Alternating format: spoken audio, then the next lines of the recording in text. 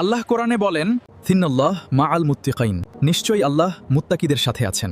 আল্লাহ কোরআনে বলেন, ওয়ালা তাজেসমাসু, গুপ্তচর বৃত্তি করো না। সূরা আল হুজুরাত আয়াত 12। ওয়ালা তাকরাবুজ জাইনা, ব্যভিচারের কাছেও যেও না। সূরা আল ইসরা আয়াত 32। আল্লাহ কোরআনে বলেন, ওয়াশকুরুলি ওয়ালা তাকফারুন, আমার কৃতজ্ঞতা আদায় করো, অকৃতজ্ঞ হয় না। সূরা আল বাকারা আয়াত 152। আল্লাহ কোরআনে বলেন, ওয়াখফাদ মিন সাউতক, তোমার কণ্ঠস্বর নিচু করো। সূরা লুকমান আয়াত 19।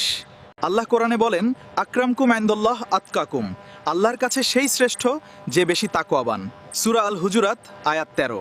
আল্লাহ কোরআনে বলেন, ওয়া আউফু বিল আহদ, প্রতিশ্রুতি পূর্ণ করো। সূরা আল ইসরা আয়াত 34। আল্লাহ কোরআনে বলেন, ফাসাব্বাহ বিহামদি রাব্বিক, তোমার রবের প্রশংসা সহ পবিত্রতা ঘোষণা করো। সূরা আন-নাসর আয়াত 3। আরও ইসলামিক ভিডিও পেতে লাইক, কমেন্ট, শেয়ার, সাবস্ক্রাইব এবং ফলো করুন। দেখার জন্য ধন্যবাদ।